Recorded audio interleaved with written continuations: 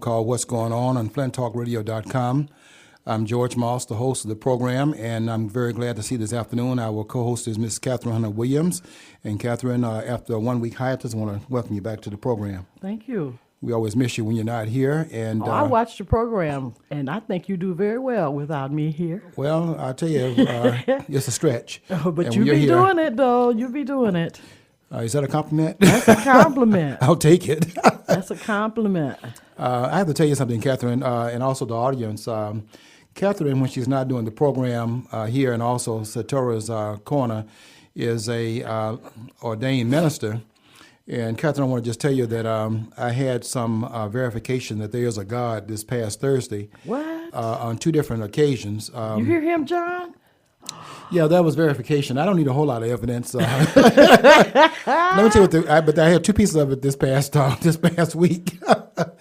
One was that I came out of the school from the university Thursday, and it was snowing outside, and I slipped, and I fell, and I did hit my head. So that was the first proof. And what I didn't know until I got home, my glasses had fallen out of my my pocket, and I didn't know where my glasses were. And I came to university this morning, and there were my glasses right there where I parked my car on Fifth Avenue. They were still standing there. I could see them up in the snow, still sitting there, and no one had run over them. So I can tell you right now, that's all the proof that I need. Well, George, sometimes Satan tries to take you out. Yeah. But the angels, the Lord, He has a host of angels. Okay. And you have some ministering angels. I call them angels of flaming fire. Okay. When you fell, they caught you. They caught me. Okay, so that's what it was. Yes, so his eyes on the sparrow, so I know he's watching over me. He's watching over you. I knew something was going on there because normally would have fallen right down. The sidewalk was right there, the pavement, and that little curve, and I could have hit my head and been injured, and then my students would have had to get all A's in my classroom because my class would have been canceled. Now, I have did that kind of fall and have hit my head and was unconscious, laying there with groceries. Is that right? Yes. But I wasn't in the Lord then. Okay, so it would be different now, though, if you hit your head, if you fell now. Stuff happens. Let's say stuff happens now. Okay, so you hear all kinds of things here on this program. We kind of are the all-inclusive network. That's the proof you needed, George? I don't need a whole lot of proof. I kind of was already there, and that was like 90. I was 90% there, and that was the other 2% that I needed verification. Praise the Lord! Congratulations on your award from the weekend at the. I think it was this past weekend, wasn't it? That brunch that they had, or is that this coming up weekend? There was an award that I was getting. I haven't heard anything about it. Ooh. So there's an award. They're announcing you on the radio. Really? You and Tracy Collier-Nix really? I didn't know anything about it. Nobody's contacted me about an award, but it's a brunch that they're having out. Vicki Wining's going to be the guest singer. It's going to be out at Gateway where they usually have it, and it's. I'm not sure who it is that does it, but they have this brunch every year. This their 10th year, and they said Professor George Moss. Okay. The awardees, okay, Okay, well, you haven't notified me about that yet, but let me just say this. Well, I hope I'm not wrong. I know I've been listening, and I thought it was either this past weekend or this coming up weekend. Okay, I hope it is. And that's why I'm saying congratulations. I hope it hasn't already occurred and I missed my award. If so, save it for me. I will pick it up. Yeah, but they normally let you know about these awards. I mean, do they just... I don't know how they do because I've never been honored by them. But usually when you get an award from a group, you've had several other ones, they let you know. Mm-hmm. Okay. Yeah, and I'm always open to sending money. Well, listen. Just all kidding aside, I would be honored to receive any award from those who think that my work has deserved it. Well, I heard your name, and because I was talking to another person about it. And they remembered you from working at Beecher, and that you really, truly deserve these awards you're getting this time. Yeah, okay. Maybe it's your season this year, huh? Maybe they sending it today. The day is, after the No, George, they don't do it like They that. don't do it like that. So maybe I don't think they do it like that. Yeah, I have to look into that. I'm glad you mentioned it. Listen to the radio, WDZZ. Yeah, that's where I've been hearing it at. You know, I can tell you this. So, Martin Luther King brunch. That's what it is. Okay. Well, you know, I'm going to a radio program this coming Saturday. She's going to be doing a program featuring Nelson Mandela, and I'll be bringing up some of the historical events around his legacy. Featuring him, she's doing a taping or something. Just to do an overview of his life. Okay. And then I'm going to give some historical context to the great Mandela's legacy and try to put it into perspective. I thought when she first called that she was calling me about the King event, but maybe that'll be the following week when they do Dr. King. Yeah, because since it's coming up on the this 17th. week, King. This is okay. It's the 17th. His birthday. So it'll be Monday of next week. Yeah, and you will be at our program on Friday. Friday From 6 to 9. That's already on my calendar. Well, actually, 7 to 9. That's what time our 7 to program 9. starts. Okay. But you're gonna have the punch kind of thing right at 6 o'clock. Well, we're gonna have the musician there at 7. It's Art Walk night, and so they start from 6 to 9. But our program is being held during Art Walk. Really? Yeah. There are two things going on at the bookstore at the same time. Oh yeah. Really? Because we get a good crowd coming in on Art Walk. Okay. So we're going to be in the same area, just waiting. The music is kind of like getting ready for. Yeah, well, that's going to be the beginning, you know, and then we have you speaking about Martin Luther King and the Civil Rights Movement, and then there'll be a display up there of Martin and Theo Starr, and also works of Jerry Williams, which will stay up until the end of February. Okay.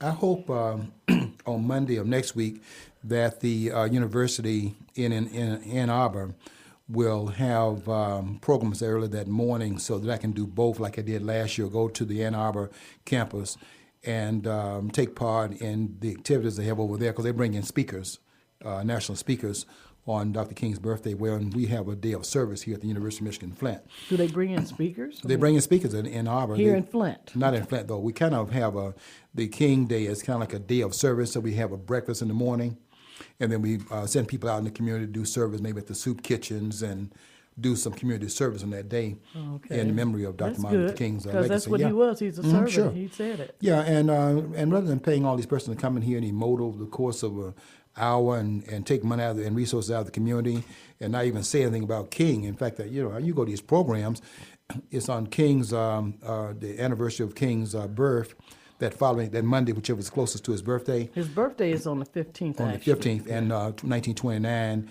And you never even hear his name mentioned. I'm just amazed at how you can claim to be memorializing Dr. King, and you go to these programs and you don't hear his name even mentioned in those discussions. Yet they walk out here with these big checks. And even the speakers are not speaking anything. I have not. I went to one 2 years ago, was it 3 years ago, and they had Julian Bunn up there, and he was the presenter in Ann Arbor. I had to challenge what he was talking about, but I didn't think he mentioned King's name. But see, maybe they weren't specific like I am with you. You speaking on Martin Luther King and the Civil Rights Movement. Yeah. And I also ask you, please let the people know that movement is over, so you can get some more folks angry at you. Yeah, That's what's I'm gonna going to definitely bring on the controversy because if it's not controversial, then I can't be involved. But that is amazing. I had a guy tell me the other day, we being crammed with Martin Luther King and this and that, and I'm saying, but he's going to be a part of February. So are you part of the cramming of February? We have to get it in where we can. Yes, and nothing is being crammed. If anything is being crammed, they're cramming it out of the public limelight. It's certainly not crammed in the textbooks. Thank you. We don't hear about it during the 365 days of the year. Cramming is not the right word to use for taking He said they cramming it down our throats, Martin Luther King. I'd just be amazed sometimes what comes out of black people's mouths. Yeah. And then you're going to tell me that you're doing this program over at the library. And I hope you're hearing what I'm saying, because I didn't want to embarrass him out at the store.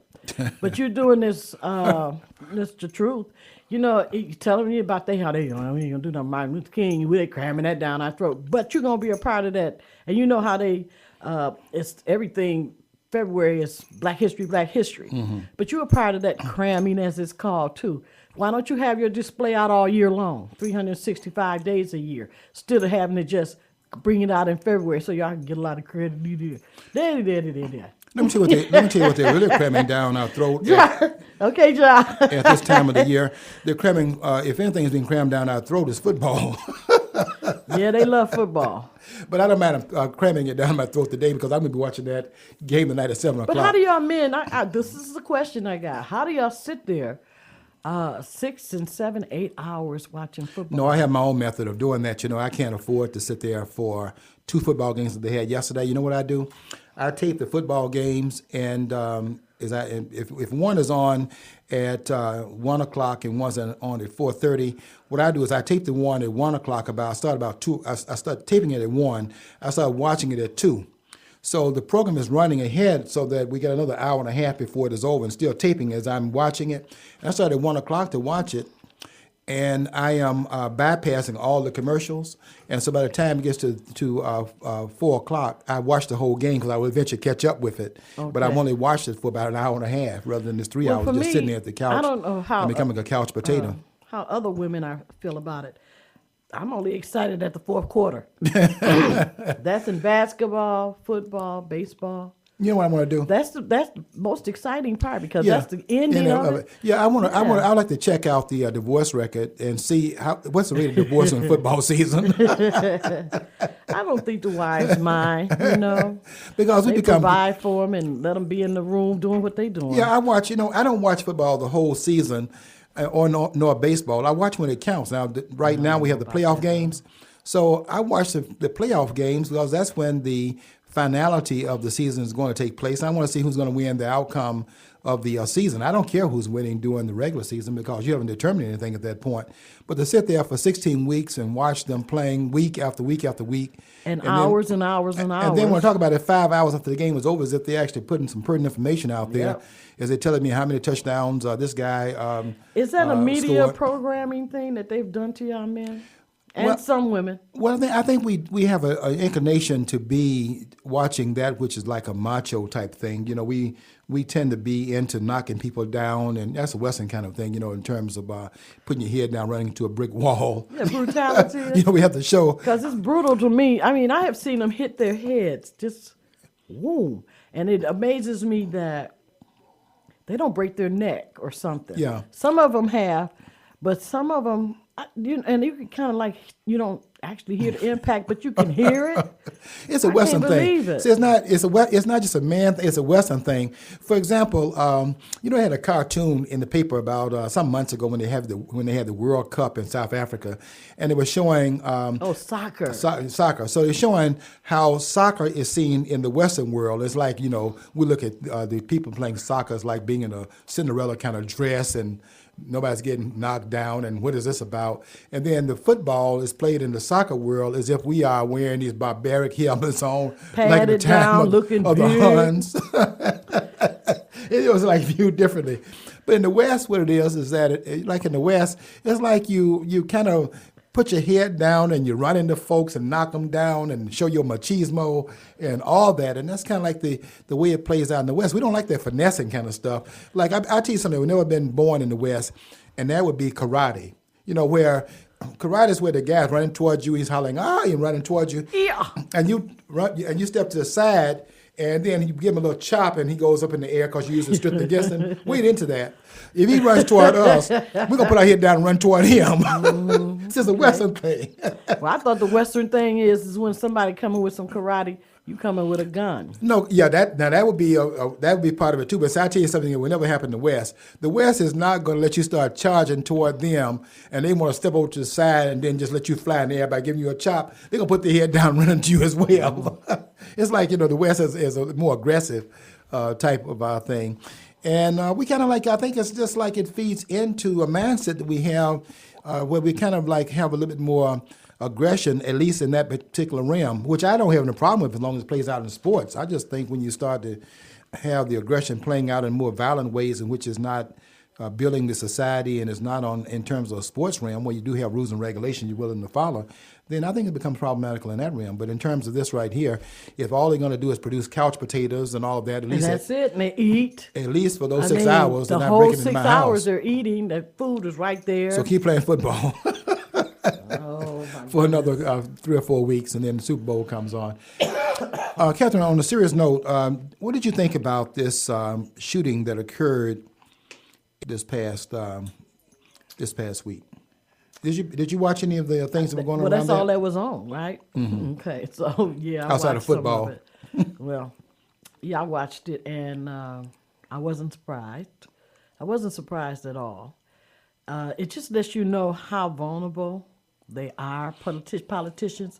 And my understanding, Sarah Palin is getting it hit hard with this one because she's the one who was telling people to load up their, did she say gun? Load it up and get it, do something anyway. Whoever, the rhetoric that she was talking, fired up people. Mm-hmm. Oh, Tea Party. She was a Tea Party supporter, and I guess this woman was not. Yeah, you know what we're having, what's happening here. This is a good example of the spin doctors in the news media.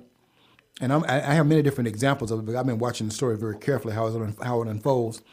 They were trying to act as if this was a matter of the Tea Party having something to do with this lunatic. That's where they're pulling it. That's where they're pulling pushing it, right. And it was being pulled in that direction by the media despite the evidence. And let me tell you what some of the evidence is. First of all, this loon, who jumped up and down each time he shot a victim. Mm-hmm. He jumped. Like that. Up and down. Yeah, and let me tell you some of the things that lead away from the Tea Party having anything to do with it, just by the reading list, which the media has overlooked, like deliberately, and to make the case that this was something to do with the Tea Party, which is the one that has been most antithetical to violence. The violence has been coming from the left. Let me tell you what the reading list of this guy was, and tell me if you think this reading list is a reading list that would be endorsed by the Tea Party. His reading list was Mein Kampf, Hitler's book in 1922, the book called Brave New World, Animal Farm. He was a Nazi? And the Communist Manifesto, which is both socialism and communism. The Communist Manifesto by Karl Marx and Animal nasty? Farm. No, So I like to say nasty rather than a radical. What is it? Nazi? Obviously, this Am I pronouncing it right? any politics this guy had Nazi. Any politics this guy has comes from the left and not from the right. Although they're trying to spin it that way. Was he a skinhead or one of those kind of people? Or wasn't a skinhead necessarily, but certainly a person that you can't Ku put Klux Klan, something. You can't put him on the right to any extent in terms of why this would have occurred. And they would have known that just by the reading list that this person was into, that these would not be books that anyone from the right would be reading. So because they why would you taking it admire? and spinning it. They're spinning it. Oh, it's being. So what they finna do? You know, the media can anoint you, right? Right. If they anoint you, boy, you got it going on. But they also can assassinate you, and that's why they pulling Sarah Palin in there. Oh yes, no question about it. You know, she's not gonna renew her another season for her show. They're trying to use anything they can to smash the legitimacy of the Tea Party movement. First of all, it was about the fact of race because it rose up after the election of Barack Obama. That's the first thing they tried to spin. When that didn't work, they were talking about how when they passed the health care bill, they were called the N-word, and that didn't happen. That was made up. And now they're making up some more stuff, and this is what we have to deal with right now. But the media controls some people's mind. Yeah. You know, and they believe everything that the media says to them. They do not think for themselves. They just listen and let others make decisions for them. And that's what the media does. That's what the media does. And that's why I've been on the blogs speaking to this propaganda machine made by where the news is being disseminated by people that are nothing but common criminals.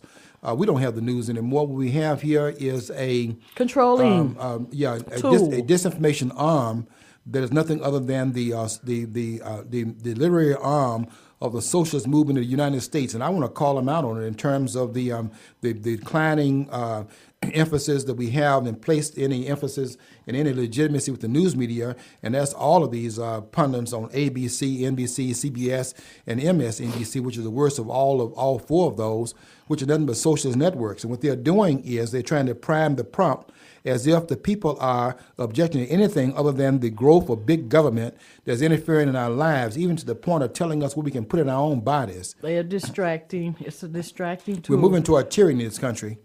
And the news media is, in fact, trying to create this diversionary thing. Let me give you an example of that. Let me read this right here to you as an example. And I want to read this very carefully. This is about the rampage, as they said, that occurred, which was a rampage that occurred last week when the congresswoman was, in fact, shot in Arizona. Here's an indication of how we're being manipulated. It says the MySpace page, because, this guy was on the MySpace page with his, there was one video of this guy that was walking as a humpback, had a little brown shirt on, didn't show his face, walking toward the flag that was up there, and the flag was in this video was, in fact, desecrated.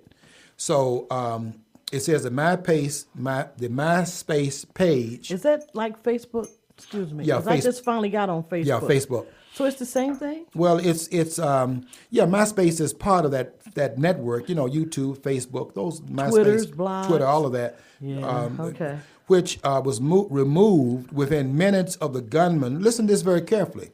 The MySpace page, which was removed within minutes of the gunman being identified by officials, including a mysterious "goodbye friends" message published hours before the shooting, and exhorted his friends to please don't be mad at me. Okay, fine. Okay, tell me who removed that. This guy. You know who removed it? Yeah, this guy was under arrest. They just totally took it over. Yeah, and who removed it and why was it removed?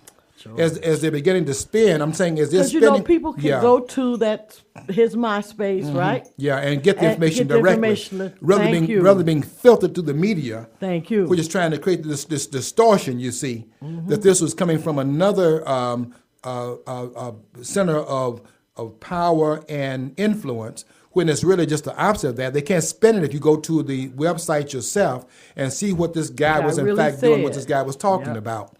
So they're using that. They removed that. So they trying to assassinate because they're spinning. Let me tell you. Is that because the election coming up next year? Well, because they're trying to discredit a movement that came about because we are watching the criminals in this government, including the Congress of the United States. Let me tell you what they did last week, Kathy. Last week, the Republican Party coming in under the Speaker of the House, John Boehner, from Maryland. Did you see him when they did the Constitution? That's what I'm getting ready to talk about in terms of. I said, "What? Look at here! Look at here!" Let me tell you this show that they put on last week. This is Republicans taking over the show that they put on last week, which is absolutely outrageous in terms of reading that. Did you notice they didn't put the camera on the people in the House of Representatives? Did you notice the camera was in one place? You know why? Because each of those persons that was in fact designated to read that part of the Constitution, with John Boehner saying, "We the people of the United States." The reason why they never took the camera off of that one podium there, never fanned the audience. You know why? Because nobody's sitting out there. While they were in fact doing that charade in front of the cameras, that chamber was absolutely empty. Really? Oh yes, and they were running a publicity stunt on the American people, reading the document like they intend to follow it. Let me tell you. They even had this black guy. What's his name? Gus? Is his name Gus Savage? Not Gus Savage. Not. It couldn't have been Gus Savage. Well, what's his name? The one he went up there and he talked about the 13th Amendment, that slavery is abolished. I didn't see that part of it, but Gus Savage is no longer in the House. It was a black guy. Black guy. You sure that wasn't on it? It might, if it's one of them. Bald headed. Okay, he's bald headed. Mm-hmm. He was the one who said that they was calling people nigger. Is that you talking about Cleaver? I don't know. He's bald headed. Got I don't know his name. I got to go back and look at that. I know his name, but I don't know his name. Yeah, there are two parts. There were two things that left out of the reading. By the way, one is that they're just such they're so ridiculous. 14th Amendment. There were two things. There were two things that they did not read as part of the Constitution. One of them was what is called the Three-Fifths Clause. You know, it skipped over Article 1, Section 2, Clause 3, and it skipped over the 18th Amendment, which was the one that brought about prohibition. Mm-hmm. They skipped over those two parts of it, saying it was too offensive to, in fact, include in the reading. And just it's so ridiculous in terms of understanding what it was we're reading, because if you don't read what it was and what the changes were in it, you will never know where the country was when it made its mistakes. You see, we have to understand where the mistakes were made in our past in order, and then look at what the corrections were in it. So you read the parts in there. And why would you find the Three-Fifths Clause offensive if you understand what it was? This guy walked with Pelosi. You're a bunch of buffoons, that's what I'm saying. When they were walking and they got something passed, health care reform passed, and they said they called him, she was on one side, he was on the other side. Mm-hmm. That's the guy I'm talking about.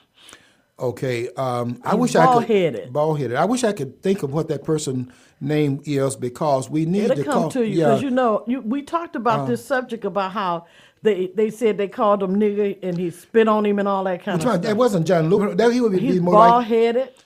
Yeah, John Lewis has lost his hair, so it might have been John Lewis. He should have lost his hair a long time ago. He wasn't you, and some of the other parts. He lost some of the other parts of his head already. That's the parts inside. Watch the whole thing, George. I will watch the whole thing. He the one who did that part about the abolition. They probably would have John Lewis doing it, because the idea is that he's a civil rights icon. Because on March 7th, 1965, he got beaten down at the Edmund Pettus Bridge. I wish we could tell. That's who it is. That's who it is. That's who it is. That's what. Yeah, they would have him reading it, because that's part of his charade. Yep, I'm sick of John Lewis and his nonsense. The one thing he did in the civil rights movement, and he wouldn't have done that if he had known what was going to happen at the end of that march, where he got beaten down on March 7th, 1965. I can't think of any other time that I saw him doing anything. Which was before that, what he did was water down his speech at the March on Washington, as they were back there typing up on the march. I'm just telling what happened on March. I'm just telling what happened on August 28th, 1963. Asa Philip Randolph went and told John Lewis to water down his speech. Mm-hmm. You aware of that? Then with John Lewis was the head of the Student Nonviolent Coordinating Committee. Okay. He was the second chairperson of that organization. Guess who was the first chairperson of the organization? That was the discredited mayor of Washington, D.C. Marion Barry, who was a student at Fisk University at that time. Yeah, I know the history of this movement. And John Lewis was the second person that became the chairperson of SNCC after Marion Barry had stood down. Marion Barry was a chemistry student at Fisk University. And when he stood down, then John Lewis was given a seat, and then they got him out of there in 1966 and put Stokely Carmichael in there, who later on changed his name to Kwame Ture.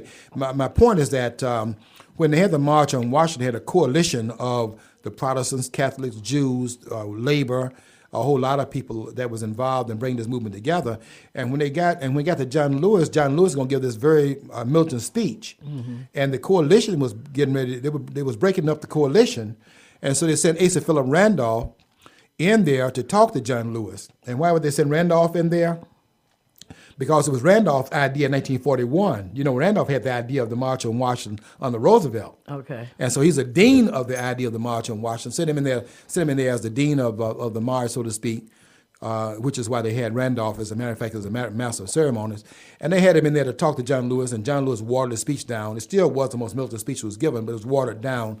And that was in 1963. 2 years later, John Lewis was on Edmund Pettus Bridge, and they're trying to march from Selma to Montgomery, and he got beaten down at that point in time. I think when he got back up, he had the same problem that Rodney King got when he was beaten down and got back up. Yep. He got up and said, Rodney King said, can we all get along? Yep. And they got through beating him on his head, and he up getting asking this stupid question, if we could all get along, why was he knocked down in the first place?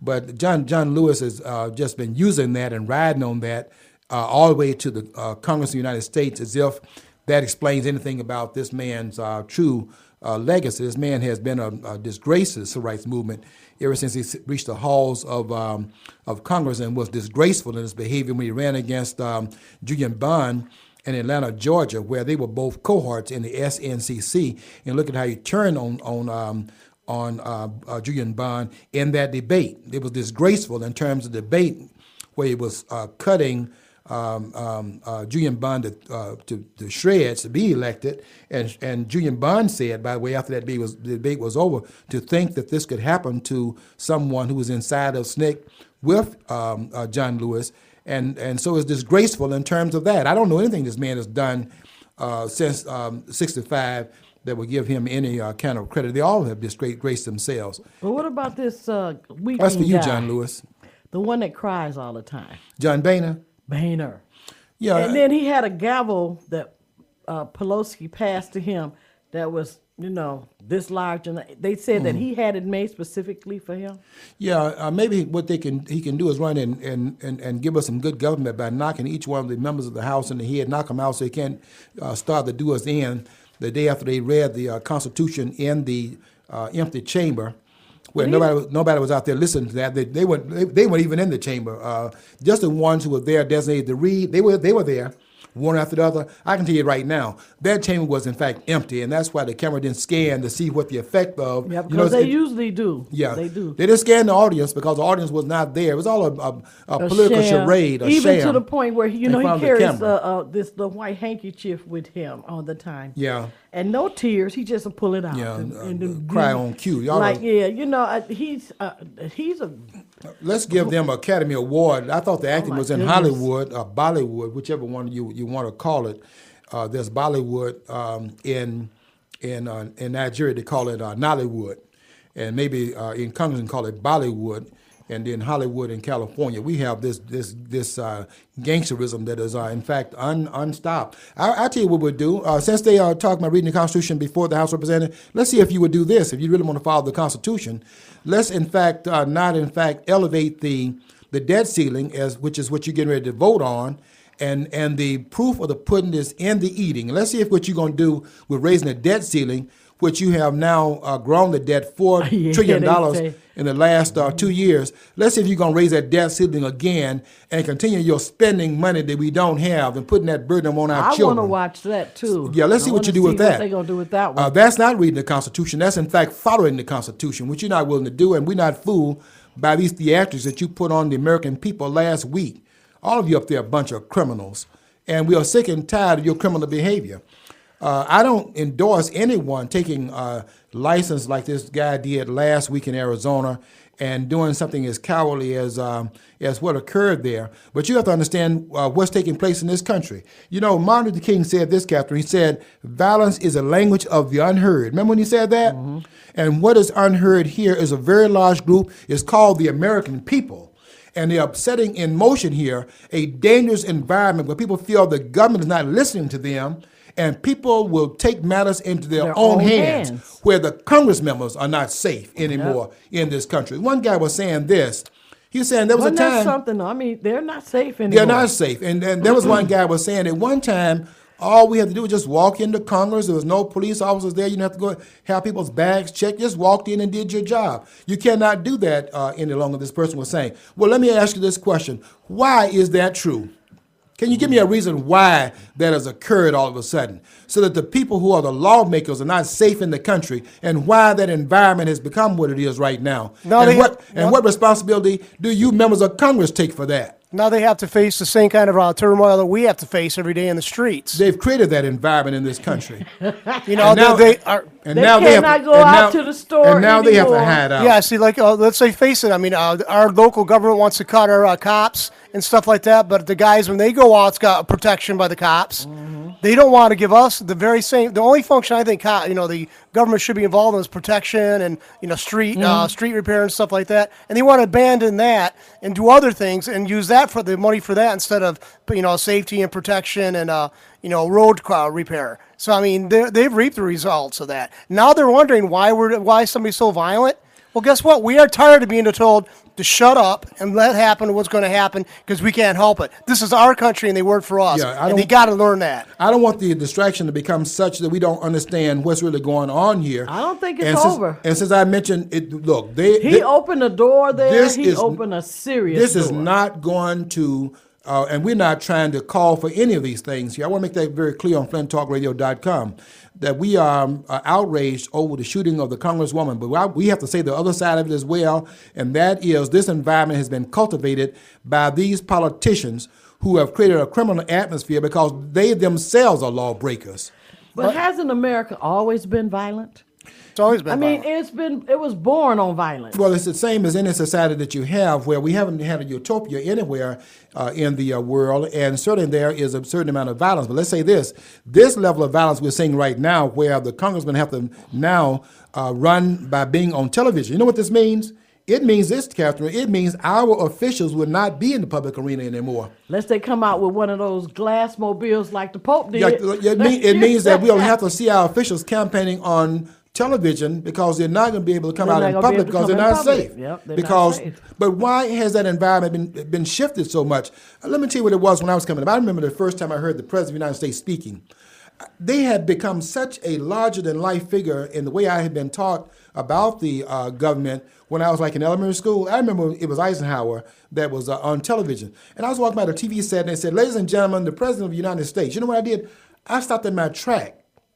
I just stopped almost in mid-step. And I looked at the TV set because I thought that this is going to be a person like an angel speaking because I had been given this idea that the president was something laudatory. The president speak, you stopped, and you would listen to the president. That particular view of it, back in the 1950s. Well, today, when you have a politician speaking, you want to turn the TV set off. That's what I want to do. When I hear him speaking right now, I want to change the channel because I don't want to hear nothing these clowns got to talk about. George, I was at a Kwanzaa celebration, and they sung the song, I think it's Star Spangled, "Oh, say, can you see? We stand." Yes. We used to. Used to. They didn't stand. Who was the they? The audience at the Kwanzaa celebration. Uh-huh. And then I just sit there for a minute just watching, let's see what's going to happen. Then she starts singing, lift up every voice and sing. And they stood. They still didn't stand. They still didn't stand. I stopped them. I said, wait a minute. I can't deal with this no more. I stopped the sister that was up there singing. Thank you. Y'all supposed to stand. For both. Thank you. And I said this, and then Tracy Collier Nix, she was there behind me. And she said, "Okay, Kathryn, now we're standing." Because I had got kind of a little angry, Sure. Because I think what's wrong with y'all? Why you're not standing? Yeah, because there's no respect anymore. Well, you know what? That's a difference in terms of pointing out these criminal politicians and then separating that from the fact that we have to be about the national business of this nation and we have to celebrate our American citizenship, which we won through the blood of the martyrs. And I think you have to pay attention to that and pay respect to that. And pay respect. I stand because I understand how far we've come from where we were to where we are right now. And we should stand up now for the fact that we have this legacy to celebrate and stop this nonsense. I tell you what used to really get my cap back in the day. We used to have the red, black, and green flag in our basketball games because we were predominantly black school. So we would say at our pep rallies and our games, we would say, "Ladies and gentlemen, please stand." And they would think we were ready to say for the singing of the national anthem. So we'd be playing these schools like Flushing and Grand Blanc and Kersley. And they would get ready to rise out. They say, "In the singing of the black national anthem," and they sit back down. We played at first, but we also played the other national anthem. Yeah. And we would insist on them standing for both of them because we were proud of both heritages. And I started that at the festival. I started that with the singing, both of them, because we are American Africans. We're Americans. So if we're going to celebrate, I love celebrating two cultures. I have an opportunity of two cultures. Yeah. So I started having people that came there to sing that song and so also to sing, lift every voice and sing. But when they sung those songs, you stood up. You stood up. And one thing that we have to separate out, for example, you may be against the policies that we have in terms of our soldiers being in Afghanistan, but you separate that out from the fact that our soldiers on the front line risking their lives for our because freedom. Of the calling of our country. And you have to support those troops, even though you may disagree with the policy of these politicians. But I have to separate that out of my purview, so I'm not just simply internal vision looking at it through one lens without looking at it through the other lens in terms of who sent them over there and what are they over there for. They're over there because the country called them to duty and they're doing their duties. We cannot say because we disagree with the policy we're going to disrespect our troops. But George, have you read this book called Generation Me? I haven't read that one yet. Get it. It's a book. These chaps are not enlisting in the Army. It's about me.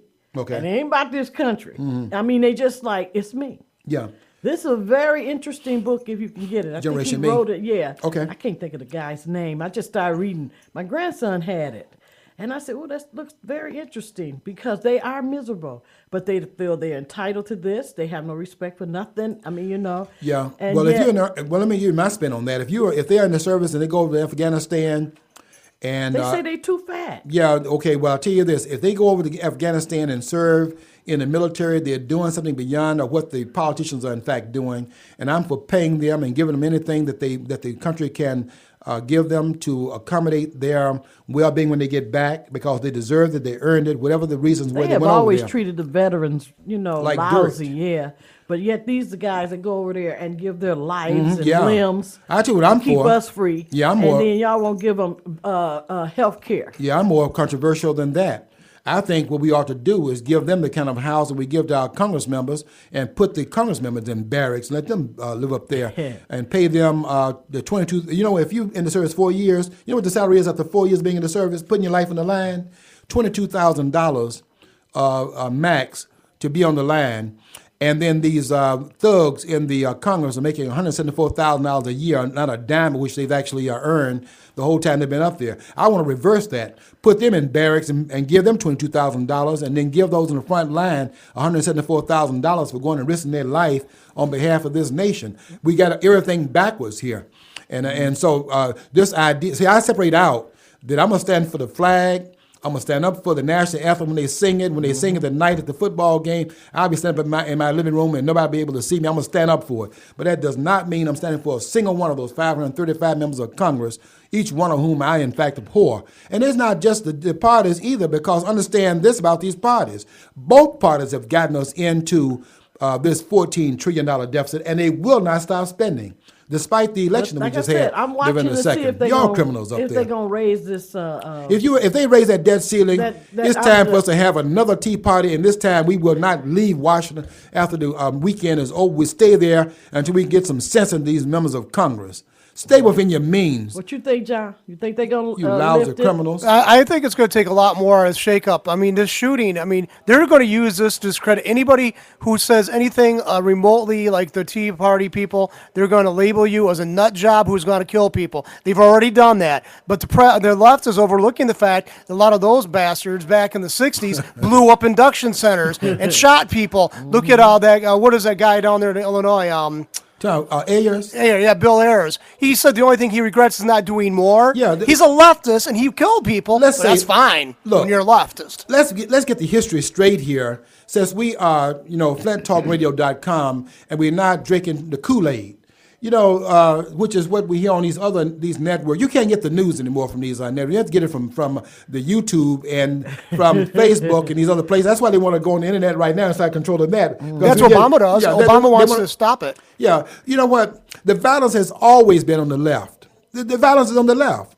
The Klan, where was that? Was that the right? That's the left also. The Klan, the bombing of the Pentagon back in the 1960s, Bill Ayers, all those radicals, the Weathermen, the underground. Tom Hayden right here from Michigan. Tom Hayden that was in Ann Arbor. That's where the SDF, the Students for a Democratic Society, which meant really, Unabomber. if they want to call their name out, what they really should have called themselves the Students for a Social Society. You had a Democratic Society trying to destroy it, but it was a social society. And I tell you what you do here.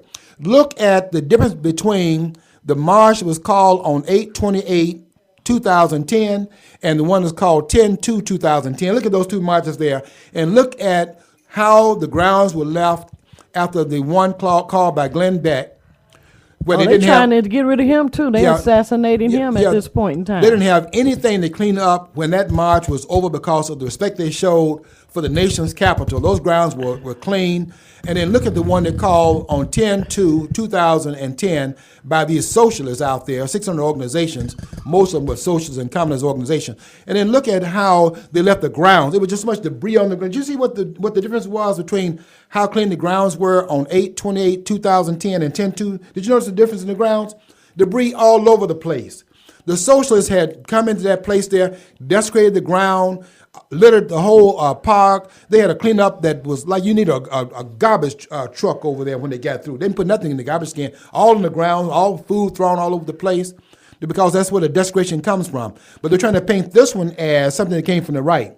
And it was very subtle. This guy that killed this woman? They're trying to paint that as a right, they're coming from the right. I just read on Newsmax, though, that he was actually a left-winger during high question school. about it. He was a left-winger. He actually got rejected from the military because he tested positive for smoking pot, which doesn't pigeonhole anybody in its own right by that act itself. Plus, he's always said he was like spouting leftist stuff in high school. So now they're going to paint him as a right-winger. The people that know him, you see, I went behind the newscast to see what his background was, because I know the news is in fact lying and manipulating the public. So I went behind to see what those who knew him were saying. You know what they were saying? They were saying he was a radical, he was a leftist radical. This is what those who knew him were saying.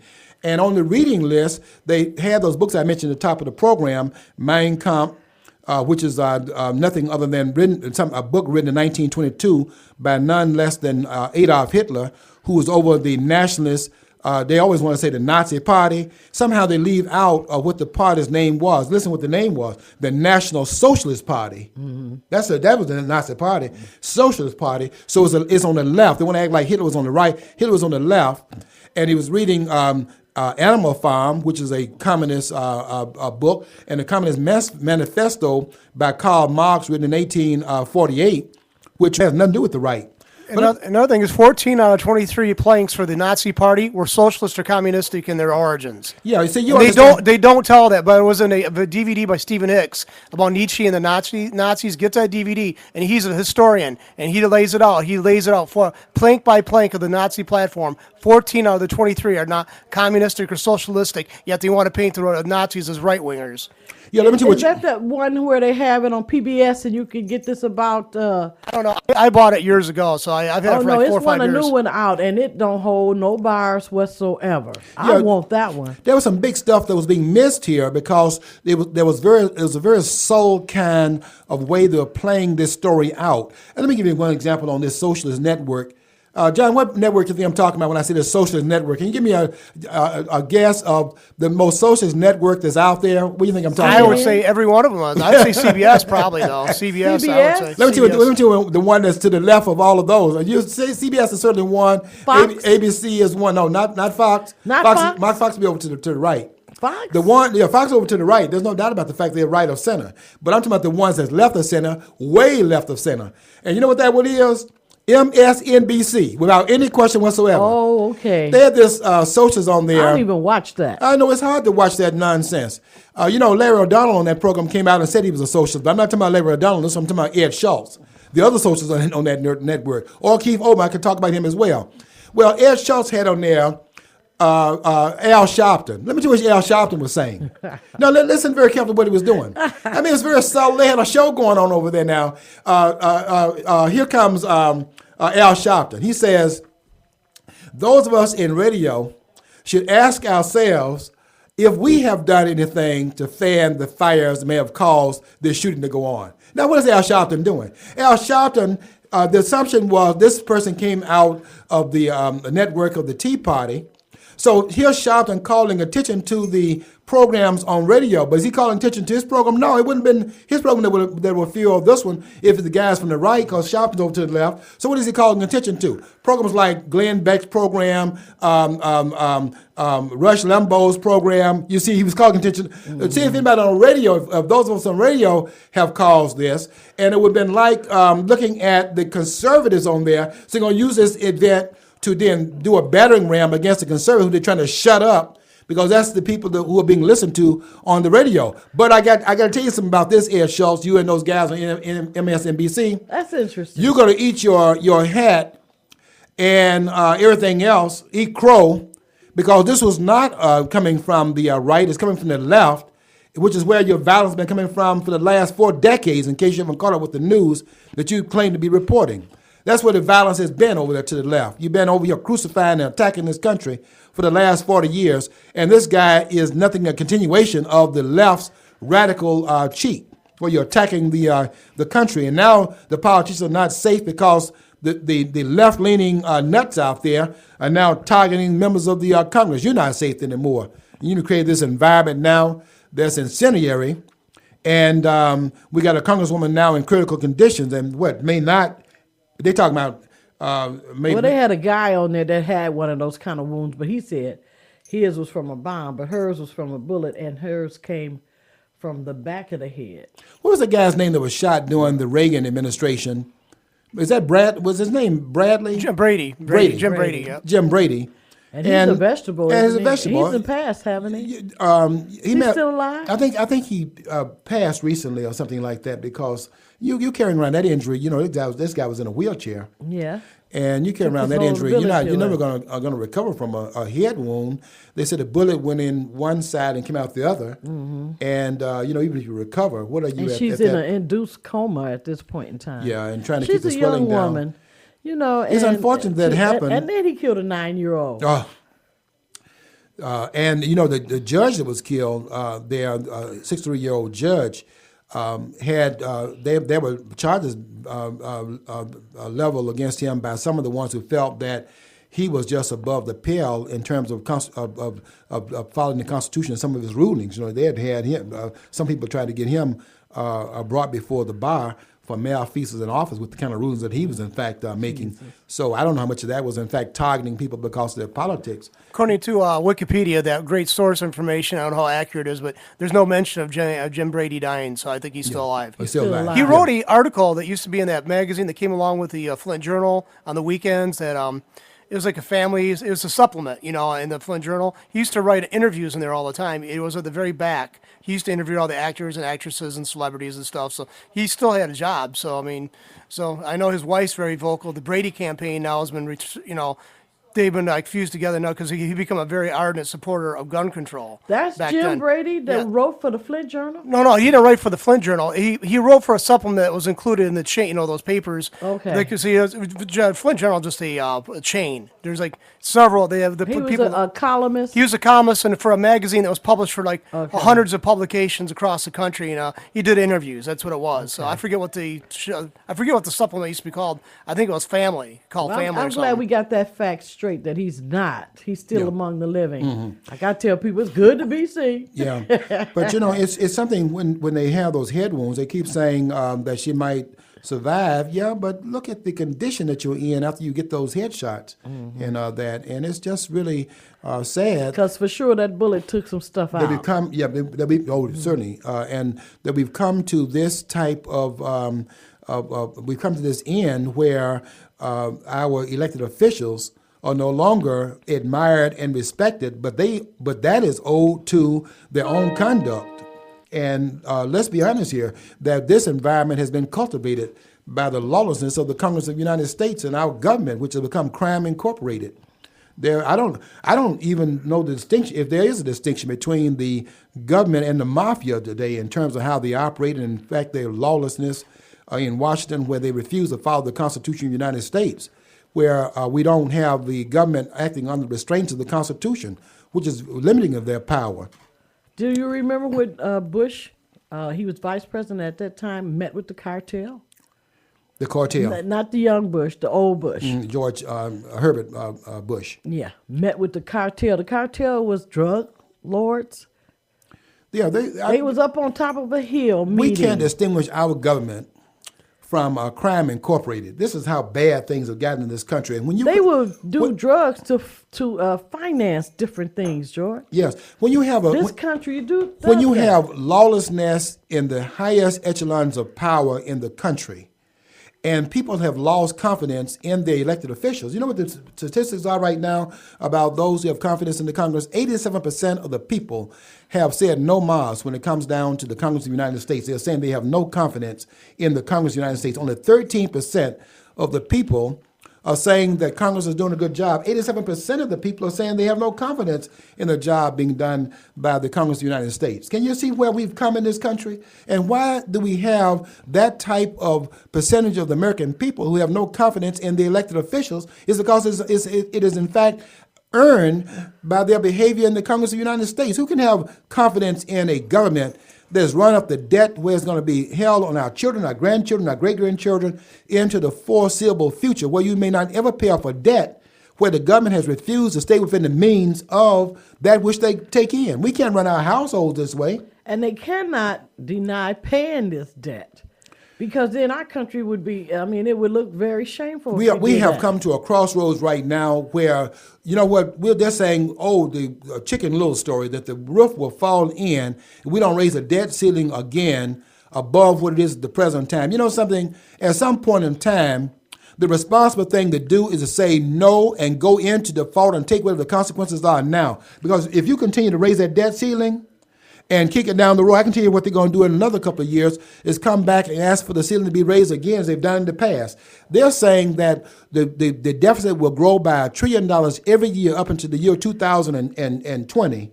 So we got $14 trillion of debt right now. We got another 9 years before we get to 2020. So what we're talking about, a debt ceiling of 23 to $25 trillion in 9 to 10 years. We want to have that as far as the increased debt. At some point in time, we get to say no more of this insanity coming out of Washington, D.C. Explain to me what the debt ceiling mean. Is that where they borrow money from other countries, or is this money that we make or provide for our own It's country? a combination of both, where they will, in fact, borrow money and also go to the printing press as they did in what they call QE2. And I asked my students last Thursday, we met for the first time in the class, I asked them, how many of you know what QE2 is? And none of them could tell me what QE2 was. I told them that's precisely the point, because they don't want you to know what QE2 is and what it was. Let's face it, increase. And they want to hide it behind QE2. They are going to raise our taxes. Which QE2 stands for this, quantitative easing. So let's just interpret that. Quantitative meaning that printing money out here, so you're creating a quantity of money that didn't exist before, and you're easing the budgetary restraints, because if you don't have the printing of money, there's no easing in terms of the flow of the money out there. So you increase the money supply, that eases the burden in terms of paying your bills. And it's quantitative because you increase the amount of money that's out there in the public arena. So they call it QE2, but what you really have here is, in fact, taxation through the backdoor approach, because the politicians don't have the political courage to come out and say, we're going to raise your taxes by 20%. They are saying that, George. They ain't saying how many percent. But they are saying they're going to raise these taxes. But when you went to the pump last week and paid $3, this morning what it is $3.15 at the pump, I guarantee you what you're going to do is blame the oil companies for it, and not those politicians that in fact caused it through quantitative easing, which is the second time you tried that, which is just printing money and then borrowing 40 cents on the dollar, which you in fact were spending. I need 2 more hours on this one, but I know we really have to wind down. I was shocked with the gas, though, but I wasn't surprised. You politicians caused it.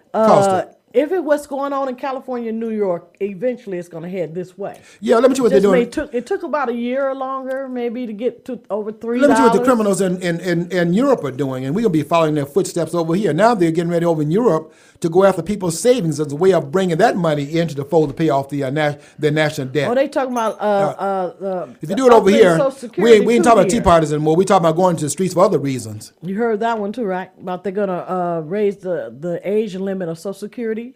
Well, that's a legitimate. That's when the government is in fact doing what Bernanke talked about 3 or 4 weeks ago when they had the Man of the Year, Person of the Year on Time Magazine. We got to go into looking at Social Security and things like that. Okay, well, we ran out of time, but you know what, Kathryn? Next week, I know you won't be here next week, but we're going to pick this up next week to begin to continue this discussion about this criminal behavior, to get the people to begin to focus on it, to hold these congressmen accountable, because nothing changed in reading that Constitution in the United States last week. And sometimes when you're telling people something, break it down for them, I because will. they ain't understanding. That's why I had to say, George, what does that mean? Yeah, quantitative easing. We're going to ease your mind in terms of breaking it down next week. Until next week, we want you to always follow your dream, despite the politicians, because if you don't follow your dream, you'll never know what's on the other side of the rainbow.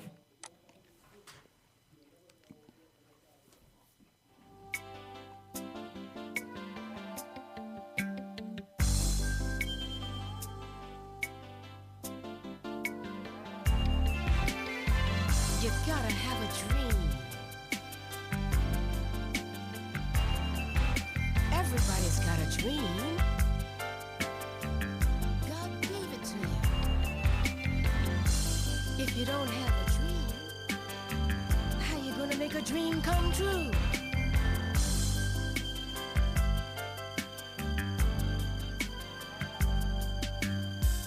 My friend, what's on your mind?